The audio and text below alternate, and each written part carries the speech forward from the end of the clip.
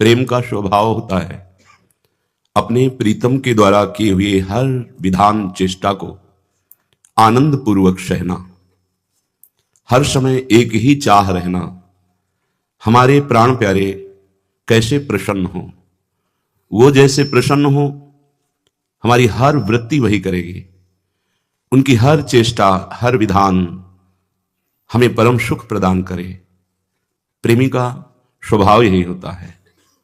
अगर उसकी याचना होती है तो केवल एक बात की, नेक प्रसन्न दृष्टि पूरन करे।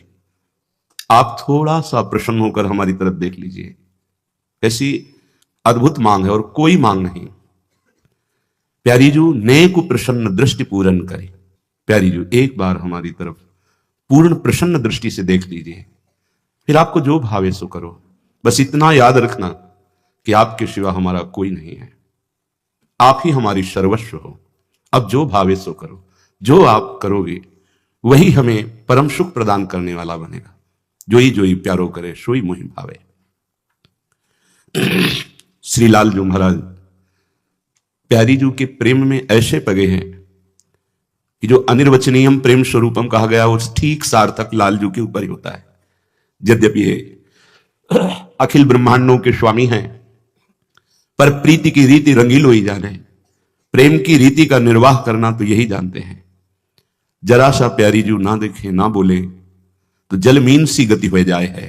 श्री ध्रुवदास जी महाराज यही प्रेम उपासना के सीढ़ी सोपान पर चढ़ने पर उपासक इस प्रेम लीला का अनुभव कर पाता है। यह प्रेम लीला केवल रसिक महापुरुषों के अनुभव का विषय है, वाणी से तो वर्णन हो ही नहीं सकता है। अनिर्वचनीयम प्रेम स्वरूपम, प्रेम का स्वरूप वर्णन नहीं किया जा सकता। कुछ दशा कुछ लक्षण बाहरी वर्णन किए जा सकते हैं। फिर ये तो प्रेम समुद्र का सार श्री लाडली जू और लालजू महाराज का, बिहारी जू महाराज का जो निज महल का विलास, ये तो योगींद्रों मुनींद्रों के लिए भी दुर्लभ है। कोई कह सकता है जो योगींद्रों मुनींद्रों के लिए दुर्लभ हो हमें कैसे सुलभ हो सकता है। तो जैसे आवे में पकी हुई मटकी को फोड़कर फिर कुछ नहीं बनाया जा सकता, लेकिन कच्ची मटकी को फोड़कर कुछ भी बनाया जा सकता है। ऐसे ही ये जो बड़े महान योगेंद्र मुनींद्र जन है, परिपक्व अवस्था को प्राप्त है, अब इनकी जो निष्ठा है वो बदलना बहुत कठिन है। अपने लोगों की कोई निष्ठा नहीं है, अपने लोग एकदम कच्ची मटकी की तरह हैं। रसिक महापुरुषों के चरणों का आश्रय मिल जाने पर हमारे बदलने में देर नहीं लगेगी, क्योंकि हम विषयी पुरुष तुच्छ विषयों में जब आनंद अनुभव के लिए व्याकुल है तो कहीं आनंद समुद्र का अवगाहन करने का हमें आकर्षण हो जाए तो फिर देर नहीं लगेगी, ऊंचाई पर पहुंचने पे देर नहीं लगेगी। हम अपने आचार्य गुरुजनों के द्वारा गाई हुई दिव्य रसमय लीलाओं का गायन करें। उनका अर्थ क्या है वो वाणी जी स्वयं अनुभव में कराएगी। वचन के द्वारा उसका अर्थ हो ही नहीं सकता, क्योंकि शब्द पकड़ नहीं पाओगे। ये अंतर की डूबी हुई बातें हैं जो केवल भाव देह को प्राप्त हुए महापुरुष रसास्वादन करते हैं। इसीलिए कहा और सब में गोष्ठी, रस में गोष्ठी कहा। ये तो मुंह का स्वादनवत है।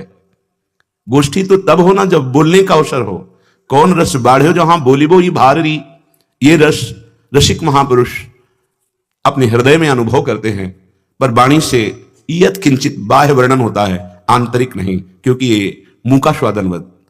गूंगा चाहे जितना मीठा पवा दो क्या बोल पाएगा कि कैसा मीठा है। जो बोला वो चखा नहीं, जो चखा सो बोला नहीं। अर्थात जो नेत्रों ने देखा तो वाणी की सामर्थ्य नहीं कि बोल सके, क्योंकि वाणी ने देखा नहीं। नेत्र देख पा रहे हैं लेकिन वो बोल नहीं पा रहे हैं, और वाणी बोल पा रही तो उसने देखा नहीं, तो अधूरा तो हो ही गया वर्णन। तो आवत जात बजावत नूपुर, मेरो तेरो न्याव दई के आगे, जो कछु करो सो हमारे सिर पर, निपट निकट मवास हुए रही प्यारी पैंड दूपर, श्री हरिदास के स्वामी श्यामा कुंज बिहारी, बिलसत निचल ध्रुव पर। श्री हरिदास के स्वामी श्यामा कुंज विहारी, बिलसत निचल ध्रुव पर। ऐसे ही युगल सरकार अचल विहार करते रहो, ध्रुव पर अचल विहार करते रहो। जो विहार की बात है वो केवल रसिक महापुरुषों के मनन की है। श्रीपाद प्रबोधानंद जी महाराज कह रहे हैं, यत्र श्री कृष्ण चंदे स्मित रुचिर रुचिरे चक्षुराधाय राधा। ओहो, जहां स्वयं श्री कृष्णचंद्र जी महाराज जिनकी आराधना करते हैं वो श्री राधा, उनके मुखमंडल में चकोर की भांति नेत्र लगाए गए, चक्षुराधे राधाम। ये नेत्रों से श्री स्वामिनी जी के मुख चंद्र से जो प्रगट रूपामृत है उसका पान कर रहे हैं। अपने लोग श्रृंगार के बाद गान करते हैं, प्रिया बदन छवि चंद्र मनो प्रीतम नयन चकोर। कैसे कैसे कोई वर्णन करे। अनंत ब्रह्मांडों के स्वामी, सौंदर्य माधुर्य के समुद्र प्रभु, जिनके रूप का अपलक नेत्रों से पान करते हैं, उस रूप का कैसे कोई वर्णन कर सकता है। तेरो रूप कहत नहीं आवे, जैसे हित हरिवंश कछुक जस गावे। यत्र श्री कृष्ण चंदे स्मित रुचिर रुचिरे चक्षु राधाय राधा। जिनकी आराधना स्वयं श्री कृष्ण चंद्रजू करते हैं, जो मंद मंद मुस्कुराती हुई श्री स्वामिनी जी वृंदावन नवनिभृत निकुंज में विराजमान है। लालजू अपने नेत्रों को स्वामिनी जी के मुख चंद्र पर एकटक लगाए हुए हैं, अपलक लगाए हुए हैं। और वक्तेन्द्रौ मंद मंदम रणयति मुरली मुल्ल सद्रो महर्षे। श्री प्रियाजू की तरफ देखते हुए रोमांच हो रहा है। देखो, प्रेम समुद्र में उफान आ रहा है, क्योंकि शांद्रानंद घन प्रेम मूर्ति किशोरी स्वामिनी जी प्रेम समुद्र का सार है। रूपचंद्र का पान करते हुए चकोर की भांति लालजू के नेत्र श्री स्वामिनी जी की आराधना करते हैं। स्वामिनी जी के रूपामृत का पान करके पुलकित हो जाते हैं, रोमांच हो जाता है। और वक्तेन्द्रो मंद मंदम रणयति मुरली मुल्लसद, बड़े उल्लास से युक्त होकर के अपने अधरों में मुरली विराजमान करके राधा राधा राधा ऐसा रटते हैं। जब ये अपने अधरों में विराजमान करके मुरली नाद करते हैं तो वैकुंठे ध्यान लीला ना अखिल करणगण स्थित प्रभु काम मूर्छा। वैकुंठाधिपति भगवान श्री नारायण बंशी की ध्वनि सुनकर प्रेम विकल मूर्छित हो जाते हैं। कैसी अद्भुत झांकी का दर्शन कर रहे हैं श्रीपाद वृंदावन से। ये कल्पना नहीं है, वो देख रहे हैं। जैसे आंवले को हथेली पर रख के चारों तरफ से देखा जा सकता है, ऐसे ही अनंत ब्रह्मांड परम धाम सबका दर्शन दिव्य दृष्टि संपन्न महापुरुष करता है। जो त्रिकालज्ञ महापुरुष हैं वो त्रिभुवन को जानते हैं, लेकिन धाम लीलाओं को नहीं। लेकिन जो धामी श्री श्यामा श्याम को देख रहे हैं, उनकी लीलाओं को देख रहे हैं, अब उनकी दृष्टि में कोई भी धाम ऐसा नहीं जिसको ना देख सके। बैठे बैठे ही सब कुछ देख रहे हैं। जब देखा कि लाडली जी के मुख चंद्र का चकोर की भांति श्री कृष्ण चंद्र जी अपने नेत्रों से पान कर रहे हैं, राधया राधा जिनकी आराधना कर रहे हैं उनका नाम राधा है, और अपनी वंशी को अधरों पर विराजमान करके वक्तेन्द्रो मंद मंदम रणयति मुरली मुल्लसद, उल्लसित होकर जो ही मुरली नाद किया राधा राधा, रोम हर्षे, पुलकित स्वयं लालजू हो गए, आनंद विभल हो रहे हैं। तो क्या हुआ? बोले वैकुंठे ध्यान लीला ना अखिल करण गण स्तत प्रभु काम मूर्छा। वैकुंठ के प्रभु श्री नारायण वंशी ध्वनि सुनकर के प्रेम मूर्छित हो गए। संप्रापो श्री विषादी न मुद मणुमपि प्राप तत्र लोकहा। लक्ष्मी जी का स्वभाव चंचल बताया गया है, लेकिन आज वो अपने स्वभाव को भूलकर समाधिस्थ हो रही। समाधिस्थ ध्यान लीला ना अखिल करण, जो प्रभु समाधिस्थ थे वो प्रेम विकल हो गए नारायण, और जो लक्ष्मी जी का स्वभाव चंचल कहा गया है वो प्रेम समाधि को प्राप्त हो रही। ऐसे तीनों लोगों को वश में करने वाली जहां मुरली बज रही, जहां मुरलीधर को अधीन करने वाली श्री किशोरी जो विराजमान है, ऐसे वृंदावन का जो आश्रय ले लेता है, जो वास स्वीकार करता है, जो आराधना वृंदावन की करता है, तो कह रहे हैं यहां जो वास कर रहे हैं, चाहे वो शुनी माने कुतिया या कुत्ता या शुकर, कोई भी पशु पक्षी, ये बड़े बड़े परमहंस हैं, कोई साधारण नहीं है। जहां ऐसे प्रिया प्रीतम विराजमान हैं जिनका नाम श्यामा श्याम है, जिनका धाम वृंदावन है, ऐसे वृंदावन के पशु पक्षियों में कभी हे भाव न कर लेना। एक बहुत बड़े परमहंस की जैसे सानिध्य और आराधना से हमारा हृदय पावन हो जाता है। ऐसे यहां के पशु पक्षियों की आराधना करने से श्यामा श्याम की प्राप्ति हो जाएगी। हरिराम व्यास जी कहते, खग मृग पशु पंछी जेया बन के चरण शरण रख लीजिए। आचार्य हैं महाप्रभु हरिवंश चंद्र जी कह रहे, हे राधाया रति ग्रह सुका, हे मृगा, हे मयूरा, भूयो भूया प्रणति भिरम प्रार्थे अनुकंपाम। हे किशोरी जी के महल के खग मृग पशु पंछी, में बार बार प्रणाम करता हूं और आप सबसे कृपा की याचना करता हूं, आप हम पर कृपा दृष्टि से देखें। तो श्री वृंदारण्य मन्ने तव रजसी लुठच्छादि देहम च धन्यम। वो देह धन्य है जो एक बार वृंदावन की रज में लौट गई है। अहो भाग्य जो रोज रज का सेवन करते हैं। कई बार प्रार्थना की है, पैसा नहीं लगता है, खूब रजरानी की कृपा है। आप जैसे गिरिराज जी की परिक्रमा से 10-20 किलो रज सोहनी लगाकर एकत्रित कीजिए। अमृत है, अमृत। जहां कहीं वृंदावन से रज मिल जाए, महान अमृत है। रोज स्नान के बाद जैसे पाउडर लगाया जाता है, ऐसे आप पहले चाल लीजिए और महीन रच करके स्नान के बाद जब लगाएंगे तो पूरे शरीर में के रोम रोम में वो रज, और रज रानी आपके शरीर का स्पर्श कर रहे हैं तो आप प्रिया प्रीतम के स्पर्श का अधिकार प्राप्त कर लेंगे।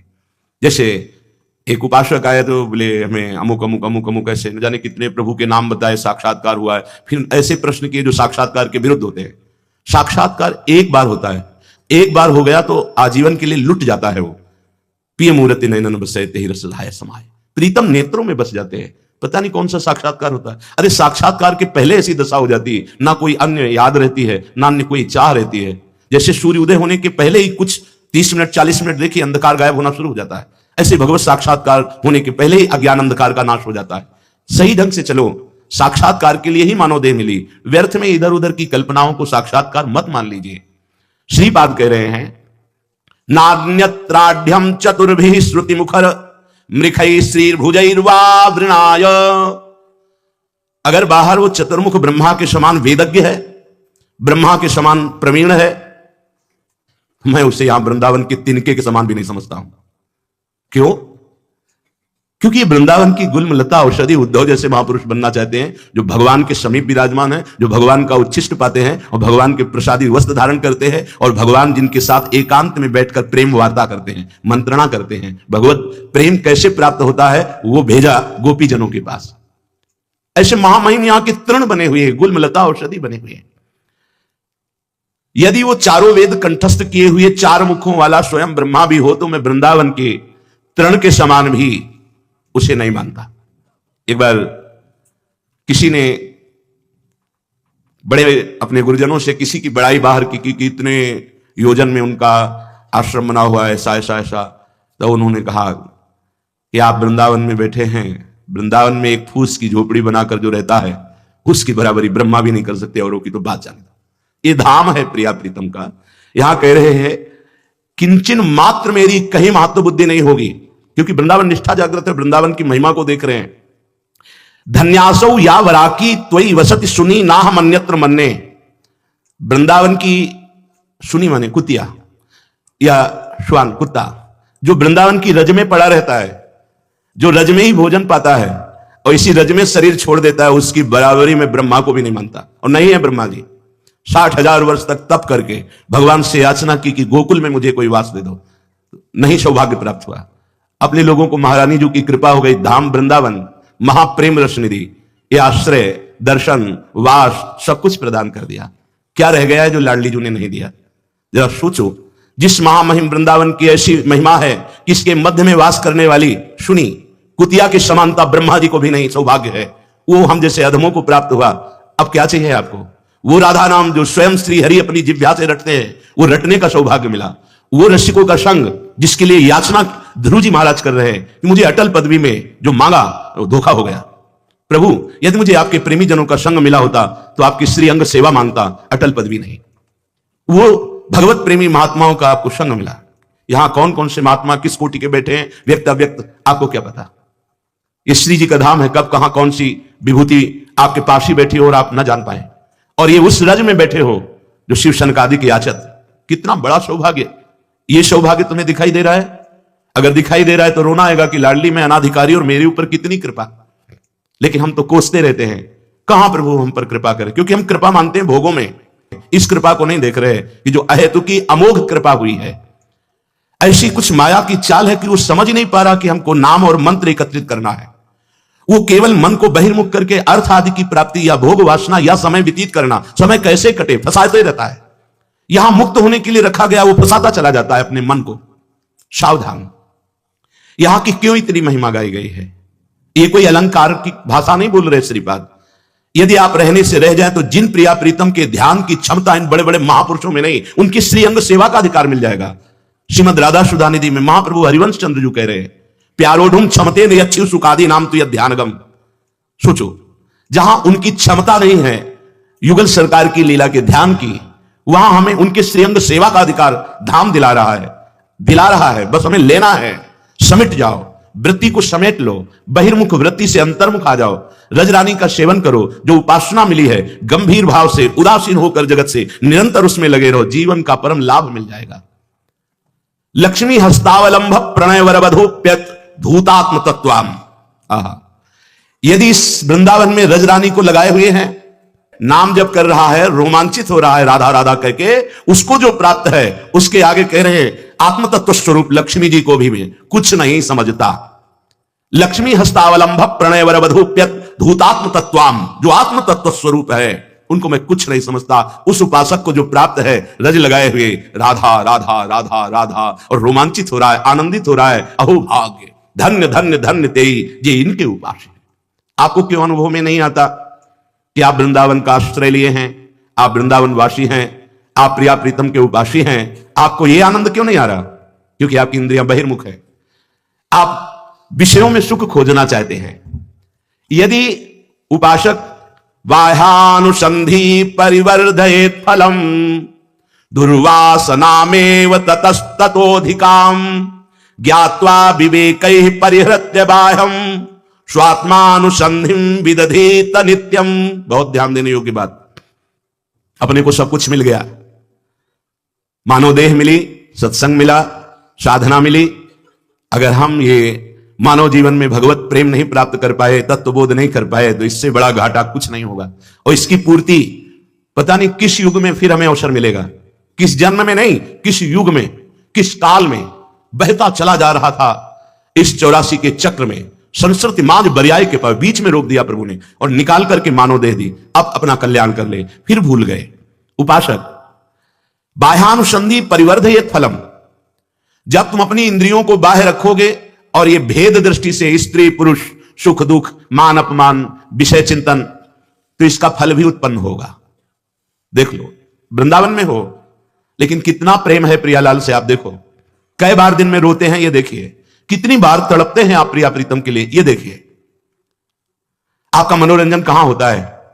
प्रियालाल के रूप माधुरी, लीला माधुरी, गुण माधुरी नाम या सांसारिक नाम रूप में, सांसारिक भोगों में, सांसारिक वार्ता में। देख लीजिए, बाह्यानुसंधि परिवर्ध ये फलम, फल मिलेगा तुम्हें। यदि तुम अपने इंद्रियों से बहिर्मुख होकर विषयों का चिंतन कर रहे हो तो उसका फल प्रकट होगा, दुर्वासना। और ये दुर्वासना मम सदा परिकर्षयन्ति, दुर्वासना मुझे भोगों की तरफ खींचती है। फिर भोग क्रिया होती है, फिर दुर्गति होती है। दुर्गति स्वरूप भ्रम, देहाभिमान दृढ़, नाना प्रकार के भोगों में सत्यत्व बुद्धि गया। यही दुर्गति, जीते जी दुर्गति है। तभी तो जीते जी जीवन मुक्त है। जिसकी इंद्रियां अंतर्मुख हैं, निरंतर प्रभु का चिंतन हो रहा है, उसका फल प्रकट होता है। क्या?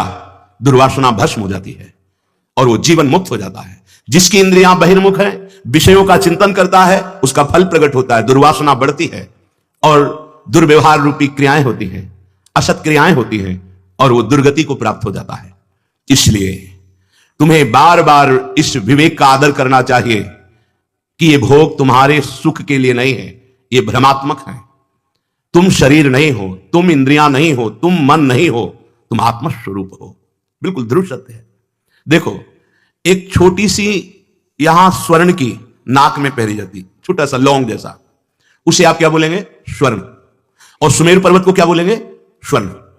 कितना हम यहां वजन का नहीं, जो नाक है इसका आभूषण है तो उसे लौंग कह सकते हैं, उसे नथ कह सकते हैं, बेसर कह सकते हैं। ये नाम रूप उसका अलग हो सकता है, लेकिन है क्या? तो बोलेंगे स्वर्ण। तो सुमेरु क्या है जो 4 लाख योजन का? बोले स्वर्ण। ठीक ऐसे ही ईश्वर क्या है? बोले भगवत स्वरूप। तो जीव क्या है? आत्म तत्व क्या है? बोले भगवत स्वरूप। स्वर्ण की पहचान रखने वाला वजन को नहीं देखता, नाम को नहीं देखता, ये हार है, ये कुंडल है, ये कर्ण आभूषण है, ये नथ है, वो ये नहीं देखता। वो बोलता है स्वर्ण, कीमत नथ की नहीं है, स्वर्ण की है। ऐसे ही चींटी में, हाथी में, ब्रह्मा में एक ही वो भगवान विराजमान है, इतना भी अंतर नहीं है।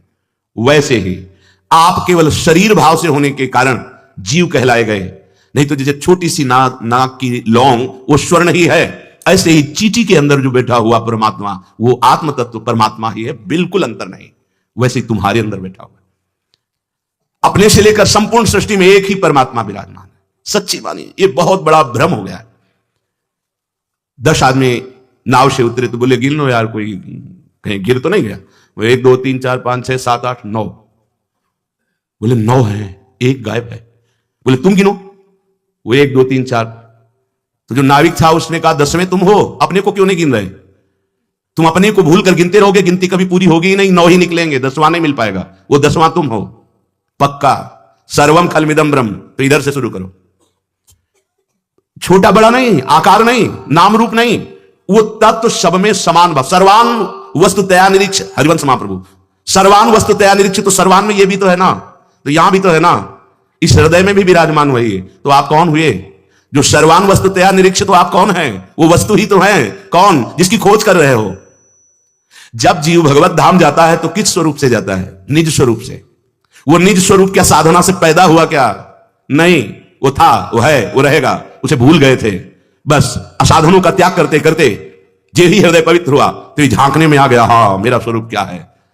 तो वो पार्थिव शरीर का राग त्यागी भगवत अनुराग में डूबा हुआ अपने स्वरूप को प्राप्त करके धाम जाता है, या वो अपने स्वरूप को प्राप्त करके मोक्ष पदवी को प्राप्त होता है, लय हो जाता है, ज्ञान मार्ग। खास बात पकड़ो, बाह्यानुसंधि परिवर्धयेत फलम, ये बहुत बढ़िया बात है। साधक हर समय बहिर्मुख रहता है। बहिर्मुख का मतलब ये सत्य है, संसार इस भाव से व्यक्ति का चिंतन, चाहे स्त्री शरीर का चिंतन, पुरुष शरीर का चिंतन, विषयों का चिंतन, मान प्रतिष्ठा का चिंतन, राग द्वेष का चिंतन, ये बहिर्मुख है। बहिर्मुख का मतलब नहीं कि वो आंख खोल के नहीं देखता, वो कोई क्रियाएं नहीं करता, वो कोई बात नहीं करता, वो बात करता है लेकिन भगवत स्वरूप में स्थित होकर। वो देखता है सबको भगवत स्वरूप, वो क्रियाएं करता है भगवत भाव में मगन होकर। वो बहिर्मुख नहीं है, चेष्टाएं बहिर्मुख दिखा रही, हर समय वो अंतर्मुख रहता है।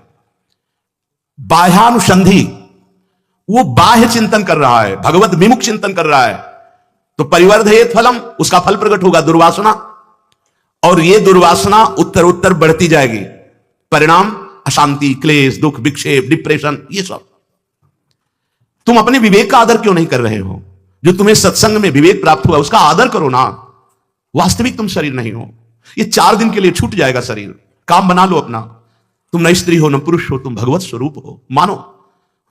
जैसे कहा जाता है कि जीव ईश कैसे हो सकता है, तो है कौन ये, कहां से आया है?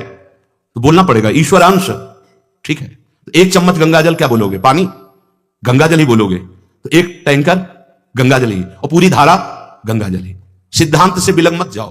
पूर्णमदः पूर्णमिदं पूर्णात् पूर्णमुदच्यते पूर्णस्य पूर्णमादाय पूर्णमेवावशिष्यते। सिद्धांत कहता है अगर पूर्ण से कुछ भी बचता है तो पूर्ण ही है। पाणे का लड़का पाणे ही होता है, नहीं तो अविनाशी का बच्चा अविनाशी ही है। बच्चा आत्मस्वरूप अंश, कोई अंतर नहीं। ये अपनी हमारी जो दुर्दशा हो गई, ये देह भाव में हो गई है। देह भाव में आकर हमारा पतन हो गया।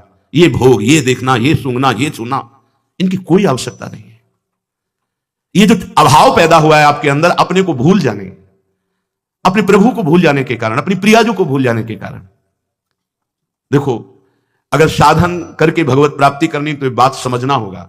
आज हम संत महात्माओं के पास भी जाते हैं तो केवल अपनी बाह्य कामनाओं की पूर्ति की लालसा लेकर जाते हैं। ये नहीं सोचते कि जो दुख की जड़ है उसमें आग लगा दें, जड़ से दुख को नष्ट कर दे। वो एक ही उपाय, भगवत प्राप्ति। भगवत प्राप्ति सतत भजन से होती है, चिंतन से होती है।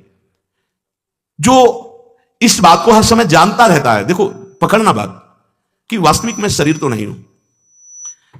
शरीर पंचभूतों से रचा है। अगर हमको यहां से कैंसर हो जाए तो यहां कटवाने में कोई फर्क नहीं पड़ेगा, कटवा दिया, अंग कटवा दिया। और पूरा कैंसर से भी बड़ा भयानक ये दुर्वासना अनंत जन्मों से लगी हुई है। इसके लिए पूरे शरीर को छोड़ना होगा, शरीर का राग छोड़ना होगा। शरीर को छोड़ने का मतलब शरीर का नाश नहीं है, शरीर का नाश करोगे दूसरा मिल जाएगा, शरीर भूत का मिल जाएगा, न जाने कितनी गंदी योनियां हैं उनमें चले जाओगे। शरीर का राग छोड़ना है, अब मुझे भगवत प्राप्ति करनी। इसमें इतनी आग है कि शरीर का राग भस्म हो जाएगा। मेरे प्रिया प्रीतम कैसे मिलेंगे? भस्म हो जाएगा शरीर का राग। नाम जप करो, देखो ये आग पैदा हो जाएगी। अंतर दाव लगी रहे, धुआं न प्रगटे होए, कह जाने दिल आपनो या जा सिर बीती होए। पूज्यपाद उड़िया बाबा को ऐसी मुमुक्षुता जागृत हुई कि जीना नहीं, अगर ब्रह्मबोध नहीं तो जीना नहीं। 3 दिन 3 रात तीर्थराज प्रयाग के खंडहर में अपने शरीर को ऐसे, कितनी दृढ़ता, कुछ अनुभव नहीं हुआ। अब क्या करें, कैसे अनुभव हो मैं आत्मस्वरूप हूं, ये शरीर का राग कैसे नष्ट हो? तो नष्ट कर देता हूं शरीर को। क्या जोर की मुमुक्षुता कि शरीर रखना भार लगने लगा। फेंक दिया, लौकी का कमंडल था गंगा जी में, ऊपर का वस्त्र भी फेंका और कहा अपने हाथों से पानी काटूंगा नहीं और डूब के शरीर को छोड़ देता हूं अगर ब्रह्मबोध नहीं होता। फिर मुमुक्षुता इतनी प्रबल थी कि चैन नहीं ले, तो क्या शरीर छोड़ने से ब्रह्मबोध हो जाएगा? फिर रुक गए, क्या करूं, कैसे आत्मबोध हो? भगवान शंकर जी के मंदिर में जाके लेट गए। ऐसी उन्मनी अवस्था, ऐसी उदासीनता, वो केवल उसी स्थिति का महापुरुष जानता है। देहरी पे सर रखा, लिंग पे चरण रखा और लेट गए। या तो ब्रह्मबोध हो या मृत्यु हो, इतनी प्रबल इच्छा। भगवान नर नारायण प्रकट हुए और उपदेश किया। बस उसी समय से समाधान चित्त का 18 घंटे पद्मासन में, एक कवल अन्न, केवल एक कवल, एक मुंह में एक बार जितना आ गया, बस 24 घंटे में तब अपने स्वराज सिंहासन पर स्थापित हुए। अपने को बड़ा सरल मार्ग मिला है प्रियाजू की करुणा का। वही स्थिति, देह भाव रहित स्थिति भौरी सखी की देखी गई, परमानंद दास जी की, बड़े बड़े महापुरुषों की देखी, पर बहुत सरल मार्ग। हम बाह्य विषयों में जब तक सुख बुद्धि करेंगे तब तक कोई भी आनंद नहीं मिलेगा, चाहे जिस मार्ग से चलो। वो केवल देह का नाटक चलता रहता है। भगवदानंद लेश अंदर प्रकट नहीं हो सकता बहिर्मुख वृत्ति होने के कारण। तुम ऐसा क्यों नहीं समझते हो कि तुम शरीर नहीं हो? ये शरीर की मांग, ये इंद्रियों की मांग, ये मन की मांग तुम अपनी मान करके अधर्म आचरण, पापाचरण करते चले जा रहे हो। और आचार्य महापुरुष जन कहते, वाहे निरुद्धे मनसः प्रसन्न तुम मनः प्रसादे परमात्मा दर्शनम। सीधी बात, त्यागाच्छांतरनंतरम। हमारी को अंदर से बुद्धि कहती है भोगाच्छांतरनंतरम, ये जो जलन हो रही भोग लू तो शांत हो जाएंगे। शास्त्र क्या कह रहा है? हमारी इंद्रियां जो बाहर जा रही इनको रोक लो। वाहे निरुद्धे मनसः प्रसन्ना, अखंड प्रसन्नता प्राप्त हो जाएगी। और उसी अखंड प्रसन्नता में मनः प्रसादे परमात्मा दर्शनम, उसी प्रसन्नता में भगवत साक्षात्कार होता है। तस्मिन् सुदृष्टे भवबंध नाशो बहिर्निरोधा पदवी विमुक्ते। उसी समय आवागमन चक्र नष्ट हो जाता है, जे ही वो परमात्मा दर्शन करता है। इसलिए बाह्य विषयों के भोग की चाह को रोक दिया, वही मुक्त पदवी में बैठ गया, वही जीवन मुक्त हो गया। कितना सुंदर स्पष्ट वर्णन है। यदि बाह्य पदार्थों विषयों को भोगने की लालसा को रोक दिया है तो मन में एक आनंद मीठा मीठा उत्पन्न होता है। जैसे जैसे भगवत चिंतन अंदर बढ़ता जाता है, आनंद बढ़ता जाता है, उसी आनंद में, उसे आनंद की उद्रेक में परमात्मा का साक्षात्कार होता है। और उस साक्षात्कार होते ही संसार बंधन विध्वंस हो जाता है। अर्थात भोगों से मन को हटा लेना ही जीवन मुक्त अवस्था का अनुभव करना है। पूरा जीवन इसी में लगे, ये खा लें, ये सूंघ लें, ये भोग लें, ये देख लें, ये यथा लाभ संतोष सदा काहू सो कछु न चाहूंगा। भोजन पाते समय आप भोजन नहीं पा रहे हैं, आप ध्यान दीजिए, प्राणों का पोषण हो रहा है, जो मिले रूखा सूखा, राधा राधा राधा, अपने कर्तव्य कर्म को कर रहे हैं। ये मानव जीवन मिला है, इसलिए हमें कोई फल नहीं चाहिए, हमें जीवन मुक्त होना, हमें भगवत प्राप्ति परम फल चाहिए। सुख दुख ये एक क्रम है, आता जाता रहेगा प्रारब्ध की रचना से शरीर में। आप उससे निरपेक्ष रहिए, आप पुरुषार्थ कीजिए भगवत प्राप्ति का। हृदय प्रसन्न होता है भोग रहित वृत्ति से। पूरे समुदाय लगा हुआ है भोग युक्त प्रसन्नता चाहना। कौन सुखी है? आप लोग जो कल्पना करते होंगे वो पद वाले, वो संपत्ति वाले सबके दर्शन होते हैं।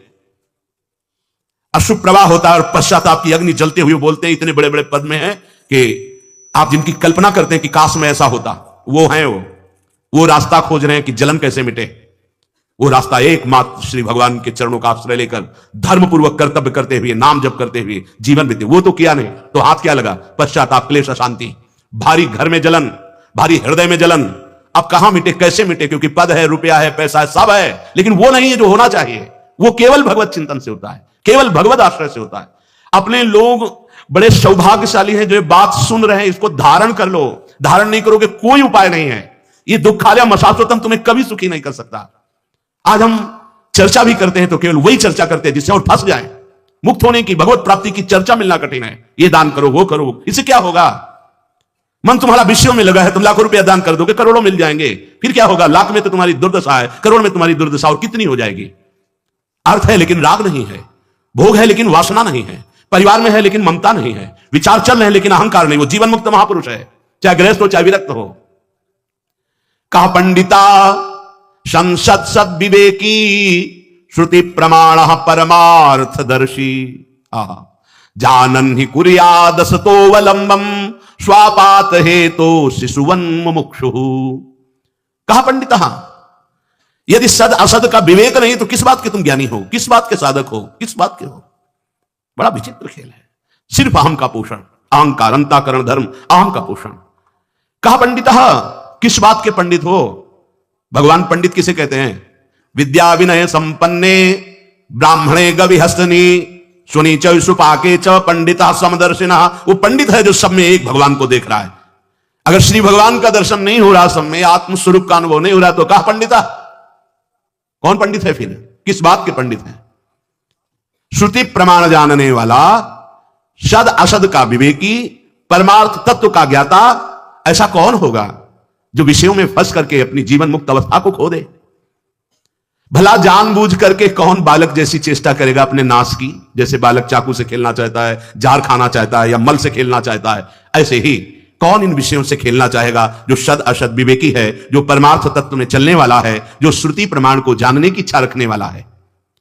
इसलिए देहादि संशक्ति मतो न मुक्तिर मुक्तस्ते देहाद्यभिमत्य भावः सुप्तस्य नो जागरणम न जाग्रतः स्वप्नस्तयोभिर्न गुणाश्रयत्वात्। जो अपनी देह इस अनात्म वस्तु में अत्यंत आसक्ति रखता है, वो क्या जाने कि जीवन मुक्त अवस्था में कैसा परमानंद है। ये देहाभिमान तुम्हारी दुर्गति का कारण है। यही तुम्हारी जागृत, स्वप्न और सुषुप्ति अवस्थाओं में जीवन की धारा को काट रहा है, नष्ट हो रहा है। कुछ समय जागृत में गया विषय चिंतन में, कुछ स्वप्न में, कुछ सुषुप्ति में, लेकिन सत्य में कितना समय गया? सत्य चिंतन में, सत्य आराधन में कितना समय दिया? ये देहाभिमान तीन अवस्थाओं में तुम्हारे जीवन को नष्ट कर रहा है। ये दोनों अविद्या और अहंकार सबको बांधे हुए हैं।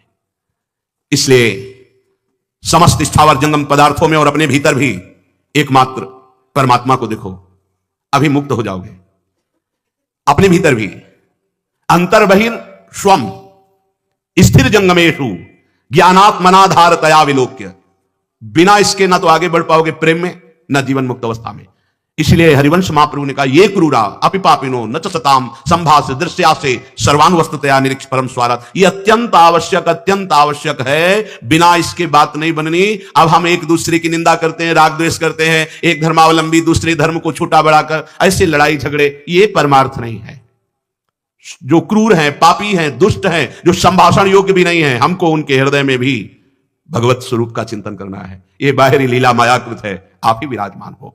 स्वम अपने भीतर भी कह रहे, अंतर बहिर स्वम स्थिर जंगमेशु। अंतर में, बाहर में, जड़ में, चैतन्य में और स्वयं में अपने आराध्य देव का दर्शन करे, अपने इष्ट का दर्शन करे। यहां भी मेरे प्रभु विराजमान है, यहां भी प्रभु विराजमान है, सर्वत्र मेरे प्रभु विराजमान। स महात्मा सुदुर्लभा, क्योंकि यही माया मुक्त हो पाएगा। जहां कहीं प्रभु के सिवा कुछ और है, वही माया है। ये समस्त स्थावर जंगम पदार्थों के भीतर बाहर और आपके अंतर केवल समस्त उपाधियों से मुक्त अखंड परिपूर्ण रूप स्थित वो परमात्मा ही विराजमान है। ऐसा जो अनुभव करता है वो मुक्त हो जाता है। ये उपाधि बड़ा उपद्रव है। उपाधि, मैं स्त्री हूं, मैं पुरुष हूं, मैं अमुक हूं, मैं अमुक हूं, मैं अमुक हूं, ये सब उपाधियां हैं। और जितनी उपाधियां हैं सब व्याधियां हैं। परमात्मा उपाधि रहित है, तेरा स्वरूप उपाधि रहित है। बस यही बात समझना है। असली में देखो तो उत्तर नहीं निकलेगा। पूछा जाए आप कौन हैं, तो उत्तर नहीं दे सकते असलियत में कि आप कौन हैं। मौन ही उत्तर होगा। आप कौन हैं, उत्तर नहीं दे सकते। क्योंकि किस बात का उत्तर कैसे दे? जो है वो वाणी से नहीं बोला जा सकता, वाणी की पहुंच नहीं वहां तक। और जो नहीं है तो वो नहीं हूं, तो बोलूं तो क्या बोलूं? इसीलिए मुंह का स्वादनवत उत्तर नहीं है इसका। आप कौन हैं, आपका परिचय क्या है? यही सनकादि ने हंस भगवान से प्रश्न किया था। तब वो यही कहा था कि कौन, ये आपका प्रश्न है भगवान हंस, ये आपका प्रश्न है। देह भाव से तो सब पंचभूत एक हैं, स्वरूप में एक ही आत्मा। ये प्रश्न कैसा आपका कि आप कौन, ये प्रश्न कैसा आपका? बड़ा सूक्ष्म विषय अध्यात्म का है। समस्त स्थावर जंगम में पदार्थों के भीतर बाहर और आपके अंदर भी एक ही परमात्मा विराजमान है। सत्संग है, सत्संग, ये सब असत है, सत है तो वही है जो सब में विराजमान है। जैसे कुंडल में, कंकड़ में, हार में, नथ में, करधनी में, ये नाम अलग अलग हुए, आकार अलग अलग हुए, लेकिन परमात्मा जैसे सब जड़ चेतन में विराजमान, ऐसे उसमें सोना विराजमान, जैसे उसमें सोना विराजमान ऐसे परमात्मा विराजमान। चाहे कुल्हड़ हो, चाहे सकोरा हो, चाहे घड़ा हो, आकार बदल सकते, नाम बदल सकते, लेकिन मिट्टी वही है। ऐसे एक ही परब्रह्म परमात्मा विराजमान है। संसार बंधन से वही उपासक मुक्त होता है जो सब में अपने इष्ट को देखता है। निरंतर अपनी इष्ट निष्ठा में कभी बाधा ना पड़ने पावे तो बहुत जल्दी वो जीवन मुक्त हो जाता है।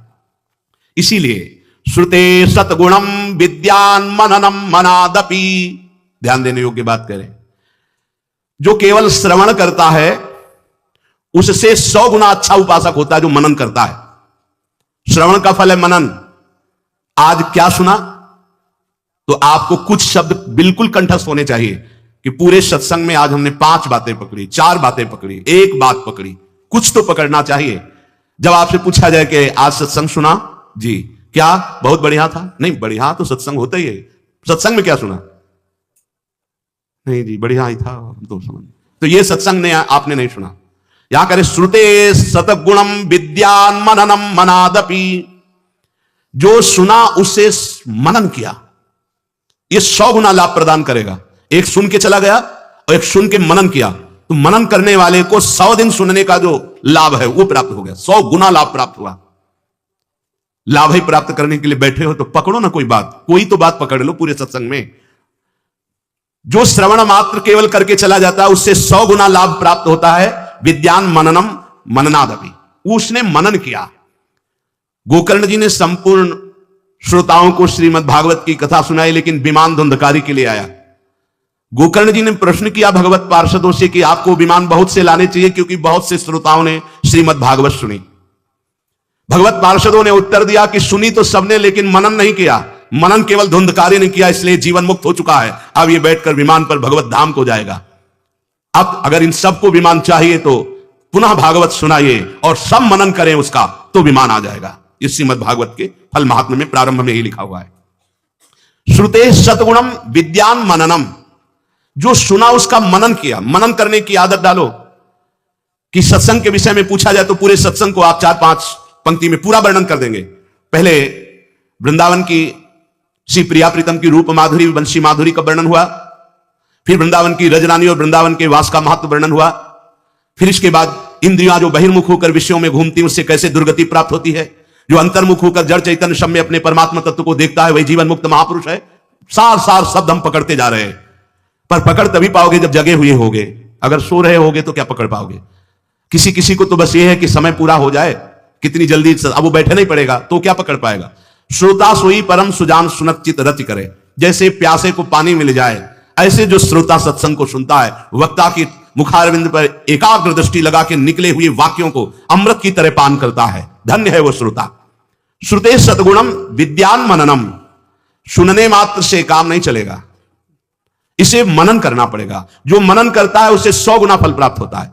और मननादपि निधिध्यासम लक्ष्य गुण मनंतम निर्विकल्पकम, जो मनन करता है और मनन करके जो सार बात निकली उसमें स्थिति प्राप्त करता है, वो लाख गुना मनन करने वाले से भी बढ़कर लाभ प्राप्त करता है। वही अपने इष्ट में अचल स्थापित हो जाता है। सुना, मनन किया और मनन का सार जो मिला उस पर चल पड़े, अपनी स्थिति बना ली, वही परमात्मा स्वरूप को प्राप्त होता है। योगस्य प्रथमं द्वारम वांग निरोधो अपरिग्रह निराशा च निरीहा च नित्यमेकांतशीलता। इस परमार्थ मार्ग में चलने वाले पथिक की पहली सीढ़ी है कि अपनी वाणी पर अंकुश कर ले। वांग निरोधो, योगस्य प्रथमम द्वारम, मौन का आश्रय ले लो, ज्यादा बोलने का अभ्यास ही नहीं होना चाहिए। बड़े अपराध बन जाते हैं, निंदा स्तुति बन जाती है, दोष दर्शन होने लगता है, वो साधक गिर जाता है। मौन का स्वभाव बनाना चाहिए। जड़ मौन यहां वृंदावन में ठीक नहीं। यहां हम राधा राधा बोलेंगे, प्रभु की चर्चा बोलेंगे, कोई प्रश्न करेगा तो जो शास्त्र सम्मत बात है उत्तर देंगे, नहीं तो मौन रहेंगे। प्रपंच की तरफ से पूर्ण मौन होना चाहिए। आपको पहली बार कोई खड़ा करके बात कर रहा है, समझ में आया इससे बात करना प्रभु को भूल जाना है, अगली बार से वो कहेगा राधे राधे, उत्तर नहीं देना, श्री हरिवंश, उत्तर नहीं देना, अंदर से श्री हरिवंश बोले चल दिए। हमें किसी से क्या लेना देना? हम किसी का अहित नहीं करेंगे, अमंगल नहीं करेंगे, हम किसी पर दोष दर्शन नहीं करेंगे, पर हम अपनी वृत्ति को भगवदाकार करने आए हैं। ये नहीं कि कोई हमसे बोले तो हम बोलना जरूरी है, नहीं, कोई प्रश्न करे तो बोलना जरूरी नहीं। उपासक हो, आप कृपा करें तो बात कर ले, ना चाहे तो बिल्कुल आपके ऊपर कोई शासन नहीं कि आपको बात करना ही पड़ेगा, ऐसा सिद्धांत नहीं है। योगस्य प्रथमम द्वारम वांग निरोधो, सबसे पहली साधना है वाणी को रोक ले। बोलने से बहुत शक्ति नष्ट हो जाती है। जैसे हम भगवत चर्चा करें तो इससे शक्ति बढ़ती है, लेकिन प्रपंच की वार्ता करने से वाणी की शक्ति नष्ट हो जाती है। जब आपकी जबान अपवित्र हो गई तो नाम कैसे चलेगा? जब वाणी अपवित्र है तो आपके अंदर शास्त्रीय कैसे शब्दों का भाव आ पाएगा? नहीं आ पाएगा। महावाक्यार्थस्य विचारिताम, आप नहीं विचार करने की क्षमता वाले रहेंगे। यदि आपने व्यर्थ की बातें शुरू कर दी, अश्लील भाषण बोलते हैं, गंदी भाषा बोलते हैं, तो आप में कभी विचार शक्ति नहीं रह जाएगी कि आप शास्त्रों के, संतों के वाक्यों का मनन करने की सामर्थ्य रखें। खो देंगे सामर्थ्य। बहुत अमृतमय वचन निकलते हैं मौन वाणी को पावन रखने वालों के, एकदम शहद में डूबे हुए वचन। इसलिए वाणी पर अंकुश कीजिए, जरूरत हो तो बोलिए, नहीं तो मौन। श्री जी का जस गाइए, नाम कीर्तन कीजिए, इसके अलावा मौन रहिए। ये नियम ले लीजिए। ए जब आए हो भगवत प्राप्ति के लिए तो काहे को बख्शो, इन इंद्रियों को सीधे अनुशासन में लीजिए ना। आपका स्वरूप इंद्रियां थोड़ी है, आप इनके संचालक हैं। आपकी सामर्थ्य से सामर्थ्यवान होकर आपको बांधे हुए हैं, आप इनको बांधिए। बहुत हो गई स्वतंत्रता इन दुष्टों की। माता देहूती जी भगवान कपिल जी से कहती, मैं ऊब गई इन दुष्ट इंद्रियों से भोग भोगते हुए, नाथ अब वो उपाय बताइए जिनसे इन दुष्ट इंद्रियों के कब्जे से मैं बाहर निकलूं। माता देहूती जी, ये बहुत दुष्ट है। ये कुछ मिनट तो लगेगा, बहुत शांत है और भगवत स्वरूप में लगने वाली हैं, और एक क्षण में गिरा के ऐसे नर्क में खड़ा कर देंगी जहां पश्चाताप होता है, हाथ कुछ नहीं लगता। योगस्य प्रथमम द्वारम वांग निरोधो, फिर अपरिग्रह। पहला द्वार है वाणी पर शासन कीजिए। हम वाणी गायन करेंगे, श्री जी की लीला चरित्र, नाम कीर्तन, इसके अलावा मौन। कई साधकों को यह स्पष्ट आज्ञा करी श्री जी की प्रेरणा से कि आप नहीं बोलोगे, तो उसका पालन करना चाहिए। जब सत्संग में आप सुन रहे हैं कि योगस्य प्रथमम द्वारम, तो आप अपनी वाणी को संयम में रखिए। किसी की मजाक, उपहास, किसी की चुगली, निंदा, ये सब बिल्कुल नहीं। अगर आप ये सब करते रहेंगे तो निरंतर नाम नहीं चलेगा, आप सत्संग का मनन नहीं कर पाएंगे, मनन करके आप अपने आराध्य देव में स्थित नहीं हो पाएंगे। जरूरी है मौन, जरूरी है, पर विचार मौन। ये धाम है, इसलिए हम जड़ मौन की बात नहीं करते, विचार मौन। और वो मौन ही किस काम का, जो एक शब्द में हम बात कर लेते हैं, वो 5 मिनट लगाएं। जैसे कोई बात करनी, अब वो कुछ बोला, अब उसमें पूरी एकाग्रता, पूरी सत्य नहीं, सीधे बोल रहे, स्विच ऑफ कर दे, क्या चला गया। जड़ मौन के लिए फिर ना ऊ कुछ नहीं, ना लिखना, ना पढ़ना, ना कुछ, बिल्कुल बालवत परमहंस स्थिति। कोई प्रश्न नहीं, कोई उत्तर नहीं, एकदम जड़वत, जीते जी मृत, जीवन मुक्त होने के लिए। तो वो ये श्रीधाम वृंदावन है, यहां उचित नहीं, क्योंकि यहां राधा नाम स्वयं हरि रटते हैं, तो हमारी जबान की सार्थकता है, राधा नाम कीर्तन करें, वाणी जी का गायन, इसके अलावा मौन रहे। दूसरा अपरिग्रह, उतना ही स्वीकार कीजिए जिससे आपकी जीवन यात्रा चलती है, इसके बाद नहीं। एक भी वस्तु एक्स्ट्रा आपके पास नहीं होनी चाहिए। क्यों होनी चाहिए? जब रोज का रोज श्री जी दे रही तो तुम्हें एकत्रित करने की जरूरत क्या है? आपको जो दिनचर्या में चाहिए बस उतना ही, इसके आगे नहीं। एक भी कंबल एक्स्ट्रा नहीं रखना होना चाहिए, एक भी वस्त्र नहीं एक्स्ट्रा नहीं होना चाहिए। जो हमारी दिनचर्या में आ रहे हैं कि 2 कॉपिन, 2 मार्किन, बनियान, स्वेटर, 1 कंबल या 2 कंबल, जिससे आपकी दिनचर्या कट रही, बस इसके अलावा आपके पास कुछ नहीं। आपकी जो दिनचर्या है, वो दिनचर्या जो प्रभु दिए हुए हैं शरीर पालन पोषण के लिए, शरीर के लिए उतनी आवश्यक है। अगर सही दिनचर्या करनी तो राइट टाइम पे आपका पहले कंबल हटना चाहिए। समय कंबल फेंक दिया दूर, अब अपनी दिनचर्या में लग जाओ। काहे को शरीर को इतना दुलार करके बबुआ बनाए हुए हैं, कान के कंटूप ऐसे बांधे, मुंह में ऐसे बांधे, ऐसे क्या होना है इसको? ये जड़ शरीर है, जितना प्यार करोगे उतना ही परेशान करेगा ये। हाँ, इसको ज्यादा नहीं, आहार दे दिया, संयम नियम से स्नान ध्यान पूजा पाठ, हर समय भगवत चिंतन। ये जड़ है, अभ्यास है। यहां कौन बांधता है कुछ? 12 महीना झेलता है नहीं मस्तक का, ये सब कौन बांधता है? ऐसे अभ्यास, चलो इतने कमजोर अभ्यास के हैं तो जितना उचित वस्त्र उतना पहन लिया। अब ये नहीं कि सोमवार को हरा, मंगल को नीला और बृहस्पति को पीला, और अलग अलग दिन के अलग अलग स्वेटर, अलग अलग दिन के अलग अलग। भैया ये विलासिता नहीं। भगवत प्राप्ति करनी तो एक स्वेटर में 10-5 साल तो कट ही जाएंगे, दूसरा हम क्यों लें? एक जीपर मिल गया, उससे शरीर ढक लिया, 10-5 साल चलेगा, 2-3 महीने पहनने को होता है, हर साल नया, तो हमें क्या, हमें कहीं जाना है क्या पार्टी में? हमारी यही पार्टी, बाबा जी की पार्टी, भगवत मार्ग के पथिक है। उचित, उचित बिल्कुल नहीं सर। बहुत वो इसको दुलार करने का मतलब है अपना पतन करना। सच्ची मान लीजिए, इसका पतन करना। वयोवृद्ध है, रोगी शरीर, वो अलग बात है, थोड़ा तो आनंद लीजिए प्रकृति का वार सहने का। अगर शरीर रुग्ण नहीं है, जवान शरीर हो, ब्रह्मचारी हो, आग है अंदर, सहो हर प्रकृति के वार को, गर्मी सर्दी बरसात भूख प्यास, सच्चिदानंद में स्थित हो जाओ, तुम्हारा बाल बांका भी कोई नहीं कर सकता।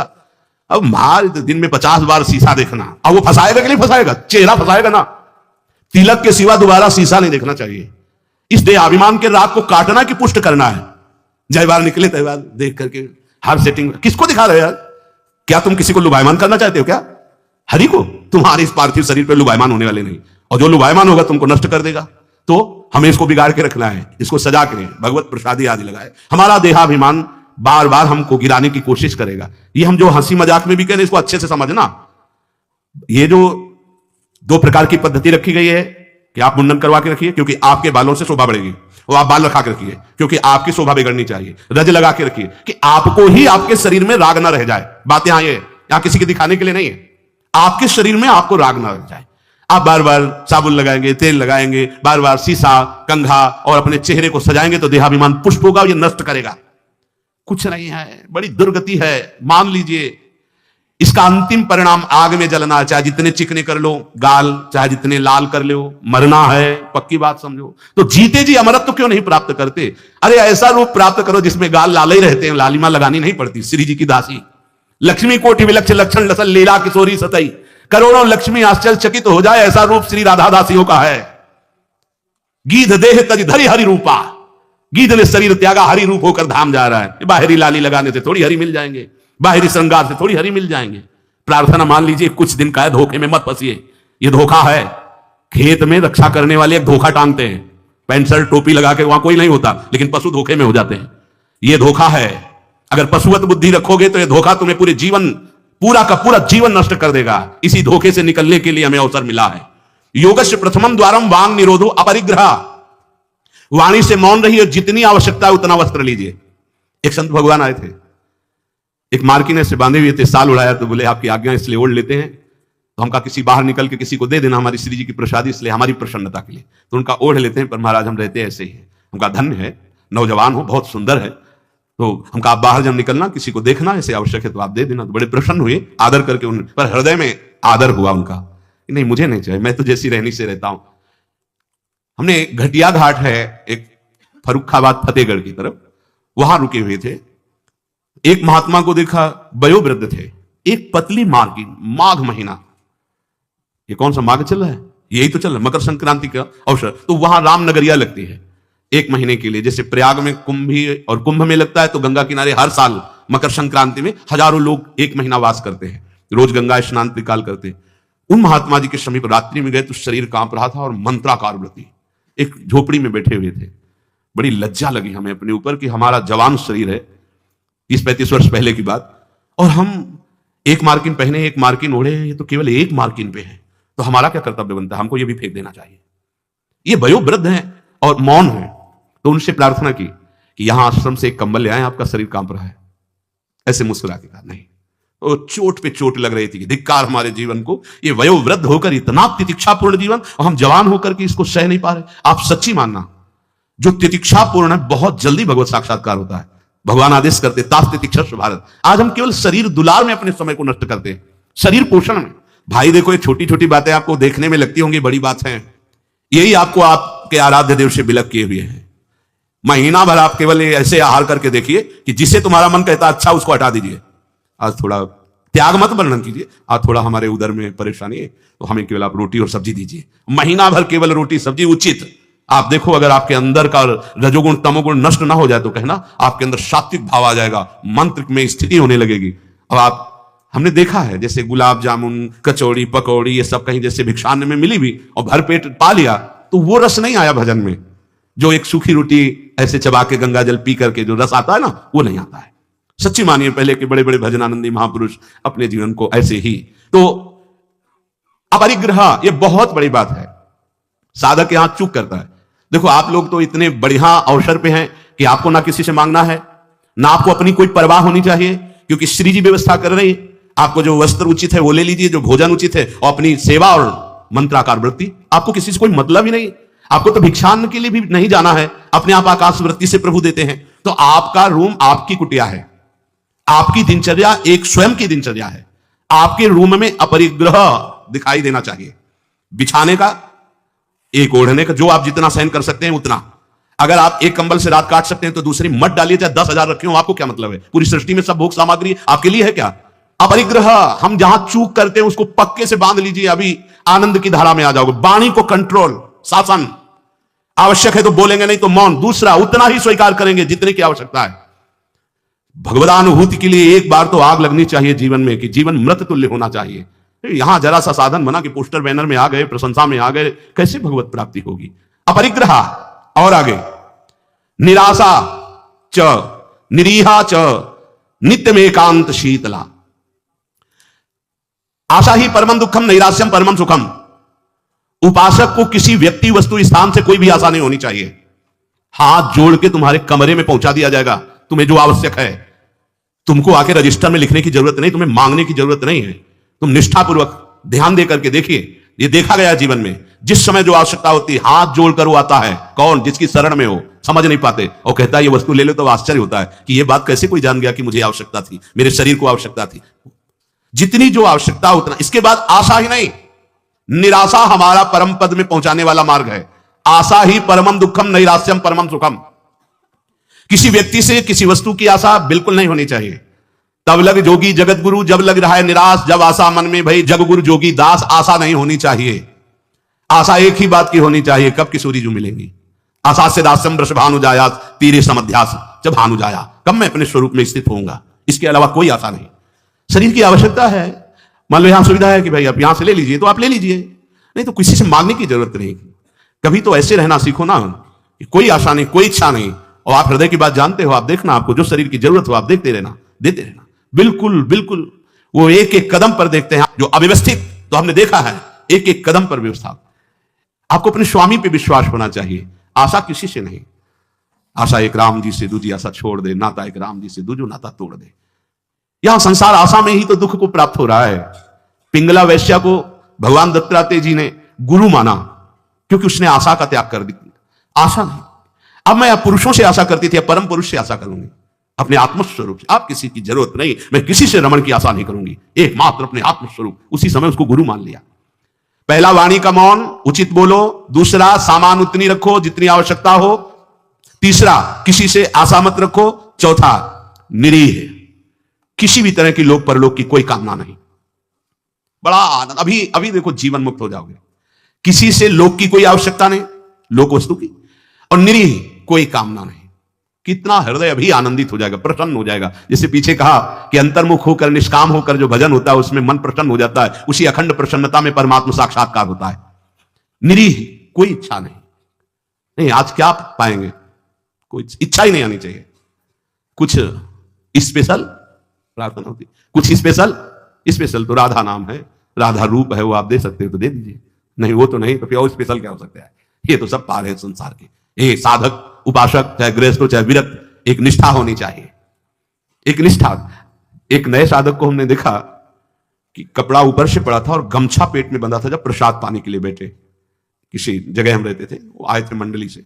हम संतों पर बहुत सूक्ष्म दृष्टि, उनके व्यवहार, उनके आचरण से, क्योंकि सब कुछ सीखने को मिलता है। तो देखा कि खींच के पेट में गमछे से गांठ बंधी थी जब वो प्रसाद को बैठे, वो पहले नहीं बंधी थी। तो उनके नजदीक गए और कहा, महाराज जी इसका क्या रहस्य, आप गमछा बांधे? बोले, साधन में एक उचित आहार चाहिए, तो मुझे पता चल जाता है जहां थोड़ा पाया तो इतने में हम इतने गमछा नाप का, उसमें 3 गांठ, तो उतना नित्य। बोले कभी ज्यादा आहार नहीं, यद्यपि ये प्रथम साधना के लिए ऐसा है, नहीं तो एक सामने से आहार का निश्चय किया जाता है। इतना आहार, फिर चाहे कितना अमृत हो उसके ऊपर नहीं होना चाहिए। साधु को बार बार नहीं लेना चाहिए। ये जो नहीं पूड़ी बोले हाँ डालो, खीर हाँ 4 पूड़ी रख दो, इतने सब्जी रख दो, दोबारा आप पूछिएगा किसी से, हमारे से पूछने की जरूरत नहीं। ऐसी दिनचर्या नहीं। गरम भैया, गरम और नरम दोनों से मतलब नहीं। हम महापुरुषों ने देखो, एक बार उड़िया बाबा प्रसाद पवा रहे थे स्वयं खड़े होके, तो 2 प्रकार की पूड़ी बनवाई थी, एक पतली और पकी हुई।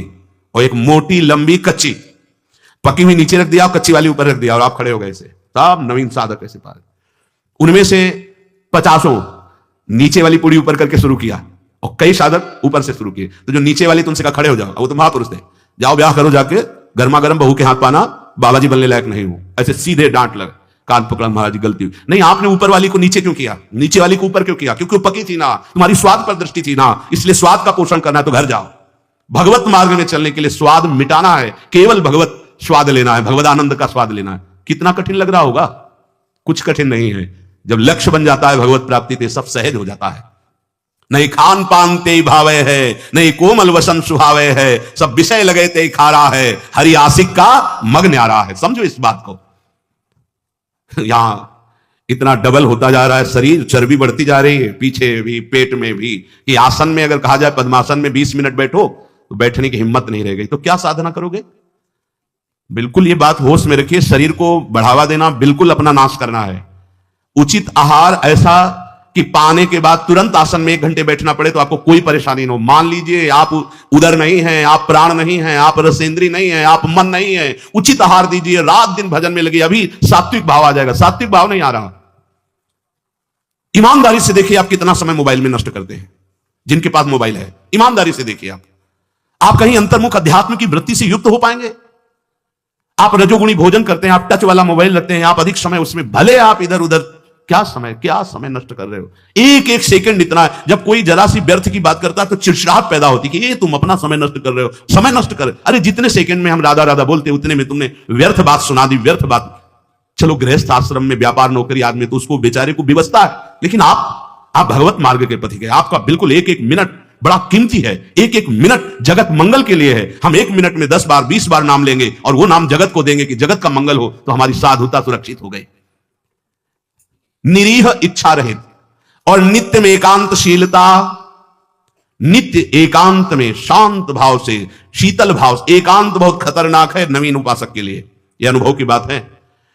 जहां आप अपने कमरे में जाएं तो समाज से ज्यादा सावधान हो जाएं, पक्की बात कह रहा हूं। समाज में तो बहुत शालीन गंभीर स्वभाव अपने को रखना ही पड़ेगा, क्योंकि हजारों की दृष्टि है। एकांत में किसी की दृष्टि नहीं है, उसकी दृष्टि है जिसके लिए आप बाबा जी बने हो या जिसके लिए आप भगत बने हो। अब एकांत आपका कहां जा रहा है वो खूब देख रहा है।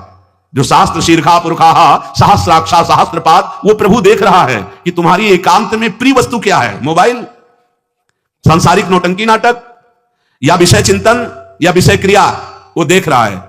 और अगर आप एकांत में शास्त्र स्वाध्याय कर रहे हैं, नाम जप कर रहे हैं प्रभु के लिए, तो वो देख रहा है, वो भी देख रहा है। इसलिए प्रार्थना है नित्य में एकांतशीलता। आपका स्वभाव एकांत में बहुत ही सावधानी पूर्वक समय कटने वाला हो। एकांत साधु का सही तो परमार्थिक, कैमरे के आगे तो सब सही बोलेंगे, सही देखना होगा, सही हरकत में रहना होगा। एकांतिक आपकी हरकत क्या है, एकांत में आपका चिंतन क्या है, यही खास बात होगी। 2 मुखड़े होते हैं, एक होता है सामाजिक, एक होता है एकांतिक। सामाजिक से भी एकांतिक सावधान साधु का मुखड़ा होता है। असाधु का समाज में बहुत बढ़िया और पीछे कुछ और होता है। हर एक व्यक्ति की बुद्धि में 2 बुद्धि होती है, एक होती सुमति, एक होती कुमति। एक होती दैवी संपदा को वर्धन करने वाली सुमत, एक राक्षसी संपदा को। अर्थात कुछ ऐसे मुखड़े होते हैं जिनका एक मुखड़ा तो देवता होता है, दूसरा राक्षस होता है। अगर एकांत में तुम्हारा चिंतन, तुम्हारा आचरण, तुम्हारा विचार, तुम्हारी क्रियाएं कुमति के द्वारा हो रही हैं, तो सामने देवता बनोगे और पीछे राक्षस बनोगे। ये दुमुही चाल भगवत प्राप्ति के लिए बहुत बाधक बात है। जो तुम्हारा एकांत वही समाज, जो समाज वही एकांत। हम इष्ट और गुरुदेव के सीसी कैमरे में हर समय रहते हैं। हमारा इष्ट और गुरुदेव हर समय मुझे देख रहा है। दरवाजा बंद करने पर हम एकांत नहीं हो गए, वो गुरुदेव की दृष्टि है, हमारे आराध्य देव की दृष्टि। हमें पहले सोचना चाहिए, कुछ करने के पहले, कुछ देखने के पहले, कुछ सोचने के पहले, कि अंतर और बाहर दोनों जगह मेरे गुरुदेव सुन रहे हैं, देख रहे हैं, मेरे आराध्य देव सुन रहे हैं, देख रहे हैं। इसलिए नित्य में एकांतशीलता, एकांत में बहुत शीलवान, धैर्यवान, विनम्रता पूर्वक अपने मन को समझा करके केवल प्रियालाल में लगाना। एकांत स्थितिरिंद्रियो परमणे हेतुर्दमश्चेतसः संरोधे कर्णम समेनो विलयम यायादहम वासना। एकांत में रह करके बढ़ी हुई इंद्रियों के वेग का दमन करता है साधक, क्योंकि एकांत में इंद्रियां बहुत प्रबल हो जाती है। मन, इंद्रियां, खास जिस समय आप शयन करने जाते हैं उस समय बहुत सावधान। जब तक नींद ना आवे तब तक माला चलना चाहिए। उस समय मन के चक्कर में मत पड़ना, ये अनुभव की बात कहते हैं। जब तक आपको नींद ना आवे तब तक बैठ जाइए, माला चलाना शुरू कर दीजिए। शयन के समय खास, जिस समय आप अपने कक्ष में गए शयन करने, मोबाइल हो तो सबसे पहले कमरा बंद करने के पहले स्विच ऑफ करो, उसको बंद करो मोबाइल को। प्रार्थना मान लेना, अगर प्रार्थना मान लोगे तो प्रार्थना करने योग्य हो जाओगे। गेट बंद होने के पहले स्विच बंद होना चाहिए मोबाइल का। अब अपने कमरे में शयन के लिए गए हैं तो माला हाथ में लेकर बैठ जाओ। जब नींद आने लगे तो और धन्यवाद है कि माला छाती से लगा हुआ सो गए, धन्यवाद। अगर ऐसा नहीं है तो नींद आ गई है तो माला विराजमान किया, बिल्कुल नींद में जा रहे हैं अब चले गए। थोड़ा भी समय इसको मनन करने का मत दीजिए उस समय, नहीं तो ये दिन भर साधन में लगाया गया है, उस समय कोई असाधन सोचवा देगा या करवा देगा। बहुत ये पॉइंट की बात है, समझ लेना आप। ये देखा गया है हृदय में, उसी बात को कहा गया जब साधन काल में देखा गया है, हृदय में देखा गया कि फिर मन उस समय मतवाला होता है कि अब तो पूरे दिन हम साधन ही तो की, तो 5 मिनट की मुझे छूट दे दो। लेकिन नहीं, उस समय कठोरता पूर्वक इसको साधन में, और जब नींद आ गई तो शयन करो, जब उठे तो फिर वैसी दिनचर्या प्रारंभ कर दी। तब मन भगवदाकार एकांत स्थिर इंद्रियो परमणे हेतुर्दमश्चेतसः। एकांत में साधक अपनी इंद्रियों का दमन करे, बढ़ावा ना दे। देखो क्या साधन है। पहले दर्शन होते थे संत भगत भागवत जन, अब भी कुछ महापुरुष भी होंगे, यहां ठाकुर जी की छवि या गुरु जी की छवि, यहां से स्मार्ट मोबाइल लगा रहता है छाती में, स्मार्ट मोबाइल। ये भैया ठीक है, व्यवहार काल के लिए यदि तुम्हारी कोई आवश्यकता हो, तुम बहुत व्यवहार में, तो हम नहीं। अच्छा बताओ आपको क्या जरूरत है? राष्ट्रपति से बात करनी है क्या आपको? किस विधान में आपको कपड़ा बेचना है, अनाज बेचना है? आपको काम क्या है? किससे बात करनी है आपको? जिनकी विशेष व्यवहारिक कोई सेवा गुरुजनों से मिली, वो तो बात उतनी ही केवल जितनी मिली है। नहीं, आप बताओ, हम भगवत प्राप्ति के मार्ग के साधकों के लिए मोबाइल भगवान की क्या आवश्यकता है? कितनी आवश्यकता है? क्यों आवश्यकता है?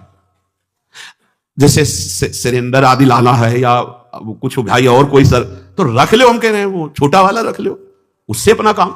ये बहुत अंदर की बात कहते हैं, क्योंकि इसमें आप स्वतंत्र कुछ भी देख सकते हैं, कुछ भी आप पढ़ सकते हैं, कुछ भी। बहुत ऐसे लाइनें में होते हैं वो सब, बस उसमें क्लिक करो, क्लिक है तो कहते हैं हाँ वो वीडियो आ जाएगा, वो वीडियो आ जाएगा तो तुम्हारा अंदर का वीडियो गायब हो जाएगा, परमार्थ वाला। एकांत स्थिर इंद्रियों पर हेतुर्दमश्चेतसः, दमन कर दो इंद्रियों का। ये कहां सीखोगे, कब सीखोगे, किस देश में सीखोगे, यदि धाम में रहकर इंद्रियों का दमन करना ना आया?